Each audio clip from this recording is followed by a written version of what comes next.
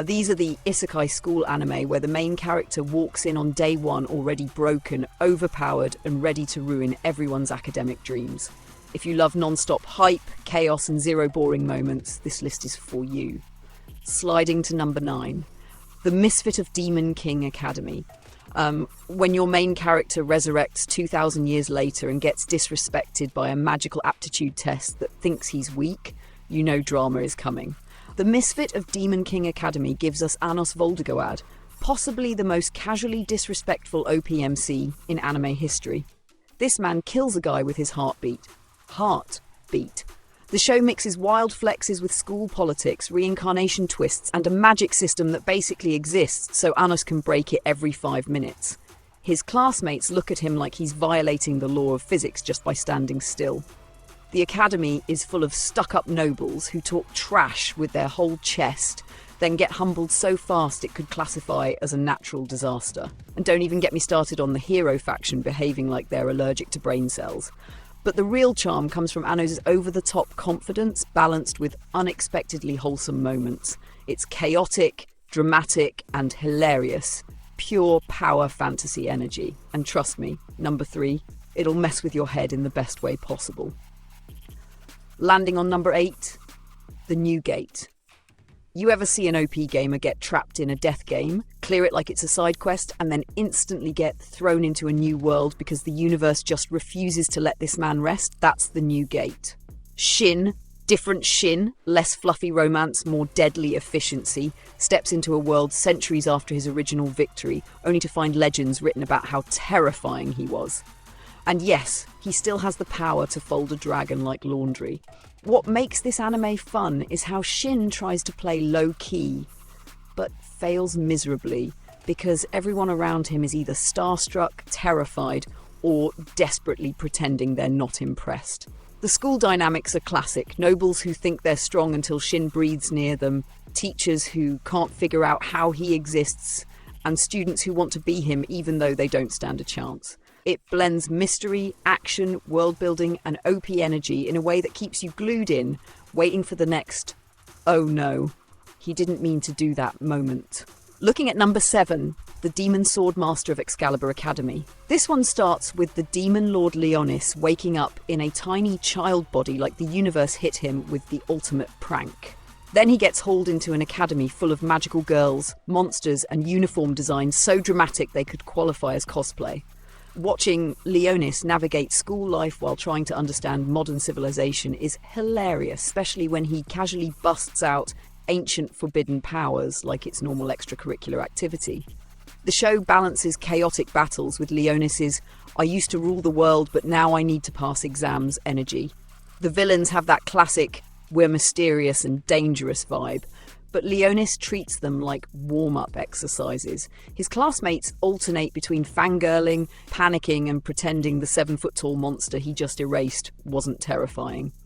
The pacing stays lively, the world mixes fantasy and magical tech nicely, and the tone jumps between cute, serious, and outright absurd. It's basically what happens when a retired war boss gets thrown into modern high school drama and decides, "Yeah, I'll tolerate this.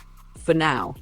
Dropping to number 6, Am I Actually the Strongest? This anime asks the important question, what if you reincarnated with max stats but got abandoned as a baby because the royal family thought your magical power reading was trash?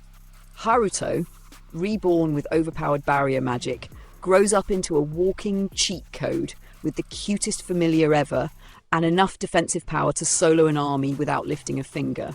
Once he ends up at an academy, the show becomes a mix of wholesome chaos, political mess, and Haruto desperately trying not to stand out, even though he's glowing OP energy from a mile away. The comedy hits hard, especially when villains attempt dramatic speeches only to be shut down instantly by Haruto's nope walls. The academy arc blends fun training scenes, clueless nobles, and the kind of magical mishaps that feel like the school desperately needs stronger insurance policies. It's light, it's funny, and it never drags. And Haruto's accidentally unstoppable vibe gives the show the perfect balance of humour and hype. Leaping to number 5, Reign of the Seven Spellblades. This anime looks like a wholesome magical school story for about 5 minutes, then body slams you with swords, conspiracies, secret techniques, and enough bloodshed to make you rethink every cute wizard academy stereotype. Oliver Horn walks in acting chill, but beneath that friendly exterior is a man carrying revenge goals so heavy they need their own locker. The combat choreography is sharp, the Spellblade concept is stylish, and the school rules are basically don't die in the hallways. The friendships feel real, the threats feel lethal, and the faculty is suspicious enough to make you side-eye every smiling face. Oliver's OP moments aren't flashy in the usual Isekai way. Instead, they're calculated, tactical, and deeply connected to the plot. The blend of mystery, dark themes, and elite school politics keeps things constantly tense. If you like your magic academies with danger, depth, and the occasional, wait, students are allowed to do that moment, this one never drops the ball. Charging into number 4, the strongest sage with the weakest crest. Matthias literally reincarnates because he's bored of being too strong. That's already peak OP energy. He ends up stuck with the weakest crest, but jokes on everyone. The crest is only weak if you don't have god tier skill to back it up. At the academy, he shatters expectations, monsters, and centuries-old misinformation like he's on a mission to fix the entire curriculum. What makes this show entertaining is how clueless the world has become in his absence. People think basic magic techniques are forbidden knowledge, swords are made wrong, monsters are misidentified. You can practically feel Matt's soul leave his body every time someone proudly gets something wrong. His friends are wholesome, the battles are fun, and the villains are basically demon interns who have no idea they're picking fights with a reincarnation of magic perfection. The pacing stays punchy, the comedy is on point, and the academy dynamics swing from funny to chaotic in the best way. Dropping into number 3, a returner's magic should be special. This one hits different. Desire Armin isn't just strong, he's traumatized, determined, and desperately trying to rewrite a future that already destroyed humanity once. After being sent back in time, he enters an academy again, but this time he's playing 4D chess. What makes this show so addictive is how Desire balances being OP with being strategic. He doesn't flex strength, he flexes intelligence. Watching him fix broken systems, outmaneuver elites, and protect his people with future knowledge is insanely satisfying. The academy conflicts feel meaningful, the classism commentary is sharp, and the world building is tight. And the friendships? Top tier. Every victory feels earned, every loss hits. And every villain who underestimates Desire instantly regrets their life choices. This anime blends school life, politics, tension, and time loop desperation into one incredibly bingeable package. Sliding into number 2, Spirit Chronicles. Rio lives the ultimate double life. Poor orphan in one world, reincarnated soul of a Japanese student in another, and somehow still the smartest person in any room he walks into. Once he enters the academy, the school dynamics flip instantly. Rich nobles try bullying him until he casually outperforms everyone with spirit arts that teachers didn't even know existed. The academy arc mixes Cinderella energy with action scenes that go way harder than expected. And Rio? He's the quietly OP type, the kind who apologizes politely while dismantling you.